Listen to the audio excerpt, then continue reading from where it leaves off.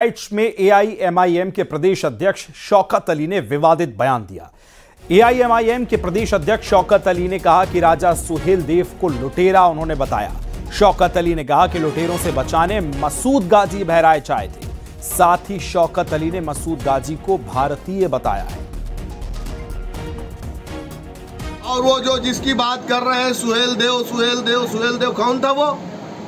सालार मसूद गाजी लुटेरे नहीं थे, सुहेल देव लुटेरे थे। सालार मसूद गाजी मुसलमान थे और मुसलमान के खून में शामिल है कि वो इंसाफ परस्त होता है।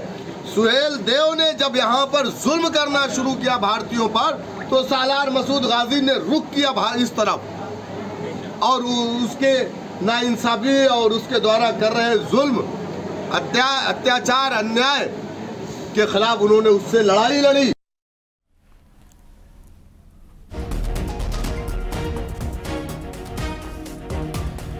और चलिए सीधी बातचीत करेंगे। अरुण राजभर साहब जुड़ गए, प्रवक्ता हैं एसबीएसपी के। अरुण जी, किस तरह से देखते हैं शौकत अली साहब ने जिस तरह से ये आरोप लगाया है और एक बड़ा विवादित बयान, क्योंकि हम देख रहे हैं कि गाजी को उन्होंने बताया कि उन्होंने बहराइच को बचाया है। कैसे देखते हैं इस बयान को?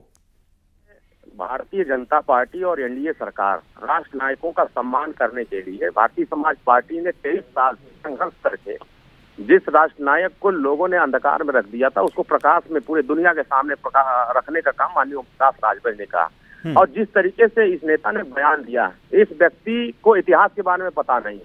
इस देश की रक्षा, इस राष्ट्र की रक्षा, इस देश की संस्कृति को, भारत की रक्षा, जो विदेशी आक्रांता भारत को लूटने के लिए आया था, उस लुटेरे को भारत का सम्मान कैसे मिलना चाहिए?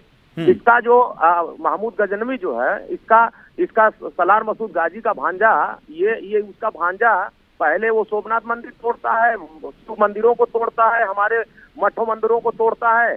तोड़ने वालों को क्या राष्ट्र नायक कहेंगे कि उसको देशद्रोही कहेंगे? इसका मतलब उसको राष्ट्र नायक बताने का मतलब कि ये बयान देने वाला भी भारत देशद्रोही है। इसको पाकिस्तान दे देना चाहिए।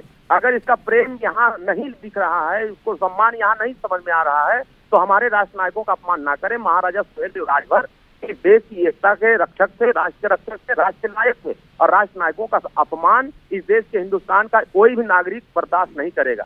और ये इस तरीके से बयान देकर के ये साबित कर रहे हैं कि ये यहाँ का पानी पीते हैं और गाना गाते हैं विदेशी आक्रांताओं की। तो इसका मतलब ये साफ है कि भारतीय समाज पार्टी जिस तरीके से चक्रवर्ती सम्राट राष्ट्रवीर महाराजा सुहेल देव राजभर को लेकर के पूरे दुनिया के सामने उनका इतिहास को उजागर करने का काम किया है, ऐसे देशद्रोहियों को, लुटेरों को, जो आज इनके इतिहास को उजागर होते देख नहीं सकते हैं, तो उनको अपमानित करने का काम कर रहे हैं। ऐसे लोगों को जनता सबक सिखाएगी, ऐसे लोगों को देश के सामने, ऐसे लोगों को तो जनता के बीच में आने के बाद तो इनका शकल देखने लायक नहीं रहेगा कि जनता का किस तरीके से इन लोगों को सबक सिखाती है। लगातार देश में हमारे राष्ट्र नायकों का अपमान, समाजवादी पार्टी ने महाराजा सुहेल देव राजभर के नाम पर मेला लगने दिया, ये सलार गाजी के नाम पर मेला लगाए। महाराजा सुहेल देव राजभर का मेला रोकने के लिए माननीय योगी आदित्यनाथ ने कहा, बहराइच में मेला रुक गया। हमारा सम्मान देश के प्रधानमंत्री जी कर रहे हैं, देश की राष्ट्रपति जी कर रही है, प्रदेश के मुख्यमंत्री जी कर रहे हैं, लेकिन ये कुछ ऐसे नेता हैं समाज में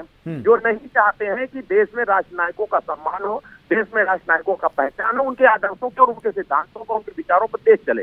लेकिन ये किसके विचारों पर चलते हैं? आप सोच सकते हैं कि इनकी सोच कितनी घटिया है, कितनी गिरी हुई सोच है कि ये किस स्तर तक जा सकते हैं। एक लुटेरे को ये देशभक्त कर रहे हैं। इसका मतलब कभी देखता हूँ समाजवादी का कोई नेता कह देता है कि मोहम्मद गोरी देशभक्त था। ये तो लुटेरे लोगों को देशभक्त करने वालों को ये इस तरह का बयान क्यों दिया होगा? ये कोई पॉलिटिकल स्टंट है या एक बड़ी लोगों की भावनाओं को आहत करने के लिए? देखिए, ये हमारे राष्ट्र नायकों का अपमान करने के लिए, चर्चा में आने के लिए इस तरह का बयान दिए जाते हैं। और ये बयान देने वाले लोग कभी चले जाएं महाराजा सुहेल देव राजभर के कर्मस्थल पर, वहां से लौट नहीं पाएंगे। वो कभी तो जाते नहीं है, और जाते हैं तो फर्जी मेला पर जाकर चादर चढ़ाते। मैं तो हटाऊंगा वो मेला पर, जो चादर चढ़ाने जाते हैं ना, उस बाजार को हटा करके सूर्यकुंड है, बलार्क, हमारे बलार्क वहाँ सूर्यकुंड बना हुआ है, सूर्यकुंड के ऊपर आप मजार रखे हुए हो। मैं तो माननीय मुख्यमंत्री से मांग करता हूँ कि बहराइच में जो मजार लगा हुआ है उसको साफ करिए। इसका काम खत्म हो चुका है, वहाँ तो नष्ट हो चुका है विदेशी आक्रांता। ठीक है, बिल्कुल अरुण जी, बहुत बहुत धन्यवाद मेरे साथ जुड़ने के लिए, बातचीत करने के लिए।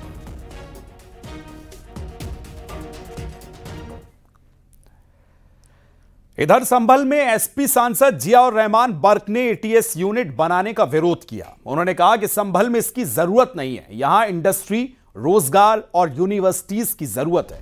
उन्होंने आरोप लगाया कि एटीएस यूनिट की आड़ में मुसलमानों को परेशान किया जा रहा है।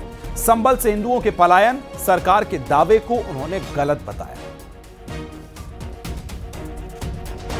हमारे संभल के लोगों को, यहाँ संभल के बासिंदे हैं, उनको एटीएस कार्यालय की जरूरत है। उनको ज़रूरत है यहाँ पे यूनिवर्सिटी की, अच्छे मेडिकल कॉलेज की और उद्योग की, जिससे कि लोगों को रोजगार मिल सके।